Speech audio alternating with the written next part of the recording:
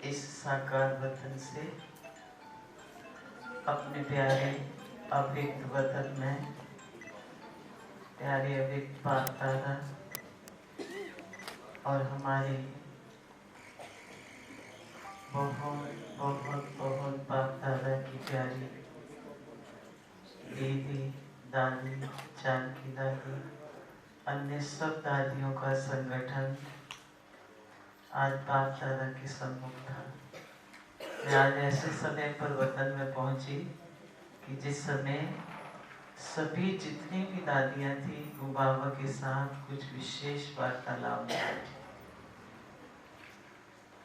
तो मैं जैसे ही वतन में पहुंची तो मुझे ऐसे जैसे भी साकार दुनिया का से आ जाता है मन में विचार कि अरे मैं कैसे समय पर आ गई। बाप दादा बड़ी अपनी कोई पर्सनल इन महान आत्माओं के संग बैठ के कोई विशेष प्लान बना रहे हैं, ऐसा दिखाई दिया।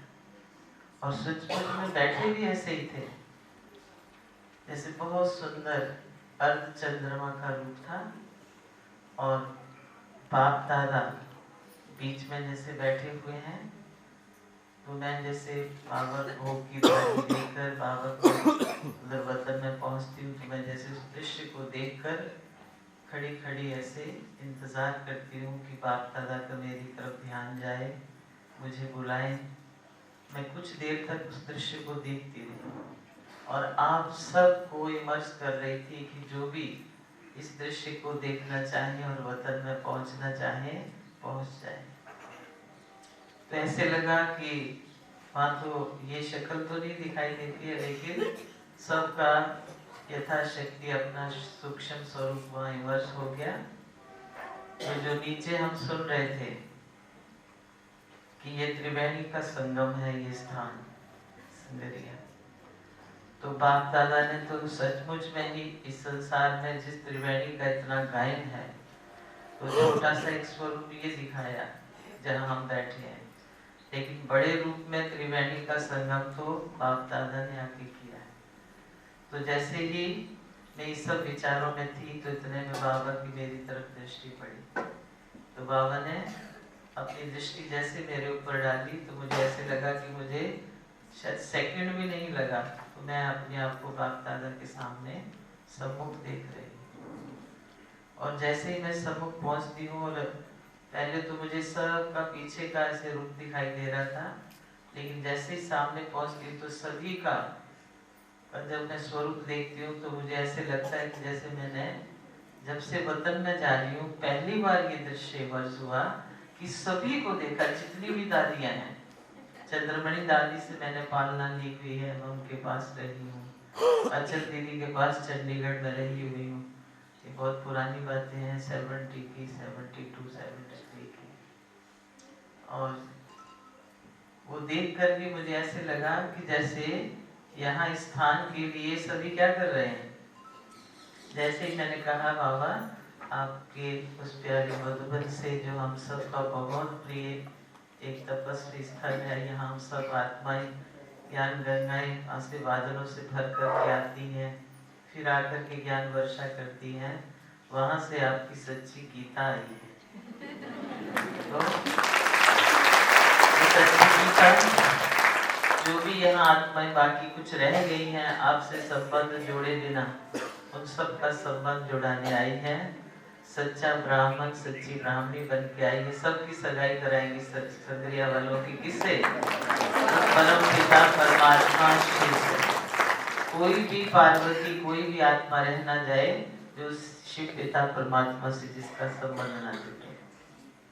तो मैंने ऐसे बाबा को कहा तो बाबा भी बहुत हर्षित हो रहे हैं, सब सुन रहे हैं, सब दादियां सब दादी सबको देख रही हूँ मैं। जो भी पुराने मैंने पहली बार सबको इस रूप में देखा कि जैसे बाबा सचमुच में आने वाली सृष्टि के लिए, आने वाले समय के लिए कुछ उनके साथ बैठ कर के संगठन में वार्तालाप कर रहे हैं। हमें तो पता नहीं, हम तो नीचे होते, हम सोचते बाबा ऊपर बैठे क्या कर रहे हैं, लेकिन बाबा अपनी आने वाली दुनिया के नए नए प्लान बना रहे हैं। उन प्लान को प्रैक्टिकल लाने के लिए हम बच्चों को ऊपर बैठे साकाश दे रहे हैं।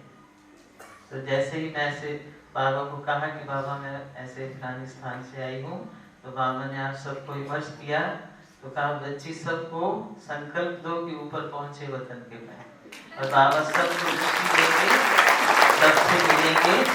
तो मैंने बहुत शक्तिशाली संकल्प दिए आप सबको कि आप सभी वतन में पहुंचो और बाबा से दृष्टि लो, शक्ति लो, और जो बाबा कार्य करने जा रहे हैं उसमें हम सब दृढ़ संकल्प से प्रण करेंगे, प्रतिज्ञा करेंगे, व्रत लेंगे कि हम बाबा आपकी रही हुई अब कार्य को जल्दी से जल्दी संपन्न कर आप समान संपन्न बन, संपूर्ण बन आपके साथ अपने घर चले। बाबा ने सबको दृष्टि देते हुए और सबको यही एक मैसेज दिया कि बच्चे अभी सभी अपना ये जो स्थूल चित्र है इसके सामने अपना वो विचित्र स्वरूप सामने रखो जो बाप दादा का है, जो संपूर्ण है, सर्वगुण है, 16 कला संपन्न है।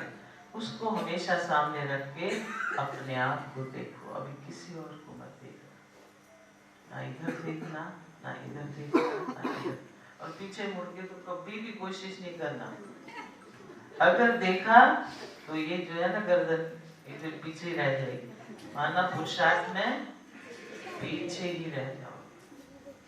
अगर आगे बढ़ना है, आगे चलना है, बाप दादा के समीप और साथी बन के साथ चलना है, तो सदा जो प्रिय पार्वती है वो सिवाय शिव के, जो सच्ची लगन में मगन रहने वाली सच्ची सीता है, वो सिवाय उस राम के, सिवाय शिव परमात्मा के और कहाँ भी नजर नहीं है। ऐसी सच्ची सच्ची प्रीतमा बन जाओ और मेरे साथ चलना है सबको। मैंने कहा बाबा हम तो तैयार बैठे हैं, हम तो आपकी दुनिया की जो बातें हैं, समाचार है, लोगों से सुनते हैं, और सुनकर कैसे लगता है कि अब हम इस दुनिया में एक दिन भी नहीं रहे, हमें तो जल्दी भगवान अपने साथ ले चले, क्योंकि अभी ये दुनिया हमारे रहने लायक नहीं रही है, आप ले चलो बाबा, ले चलो। तो बाबा ने बहुत प्यार से मुस्कुराया और ऐसे लगा कि जैसे बाबा की ना हजारों बुझाएं हो गई है, जैसे सुनते थे ना भक्ति में कि हजारों बुझाओं वाला, तो ऐसे बाबा अपने उन हाथों से सबको ऐसे छत्र छाया दे रहा है कि बच्चे आप सदा सेफ हो अगर मेरी श्रीमत के अंदर रहो। लास्ट बाबा ने कहा सभी को जो बाबा की दी हुई श्रीमत है, मर्यादाएं हैं, वो याद रखनी है। जो मेरे बच्चे उसके अंदर रहेंगे, वो कितनी भी विकराल परिस्थिति आ जाए, लेकिन उनका कभी भी बाल भी बांका नहीं। इसलिए याद रखिए, हमें बाबा की हर श्रीमत को, कोई कितनी भी परिस्थिति विकराल रूप धारण करे, लेकिन मुझे अवज्ञा नहीं होने देगी। और दूसरा बाबा ने कहा हर बच्चे को कहना कि अपनी हर कर्म इंद्रिय के पहरेदार बन के रहो, अब इनसे कोई पाप कर्म।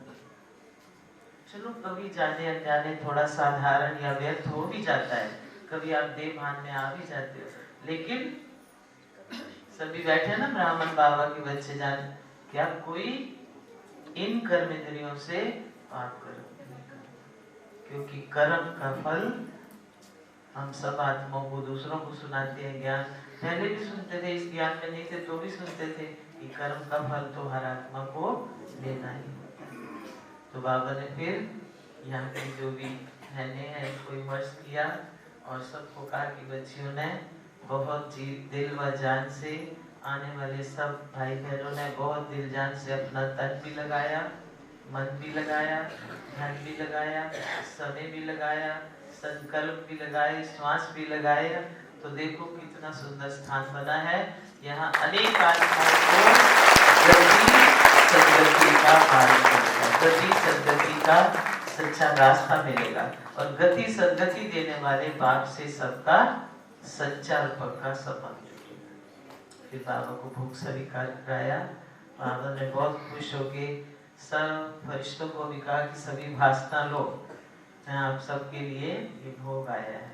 तो सबको बाबा ने वो थाली दिखाई और ऐसे भोग स्वीकार करके मैं आप सब बहनों की भाइयों की सबकी बहुत बहुत दिल व जान से सिख व प्रेम से याद देकर वापिस आपके वतन में।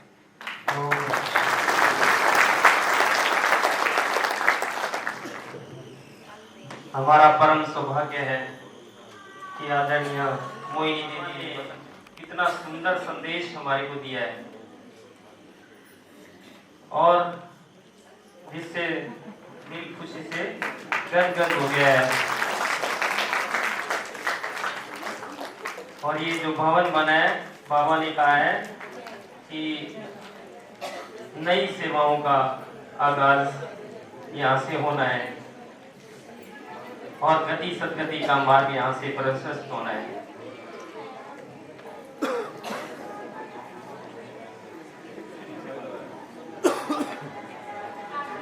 कार्यक्रम को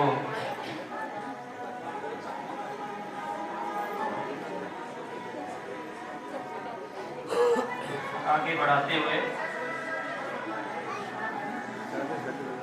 आज हमारे बीच मधुबन से गीता दीदी पधारे हैं।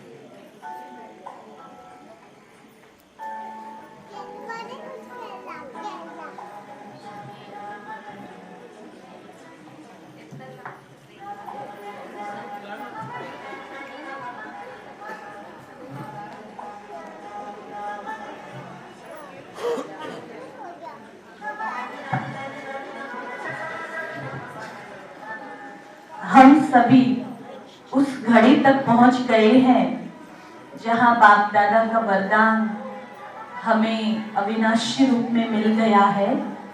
आदरणीय दीदी जी से हम सुने उसके पहले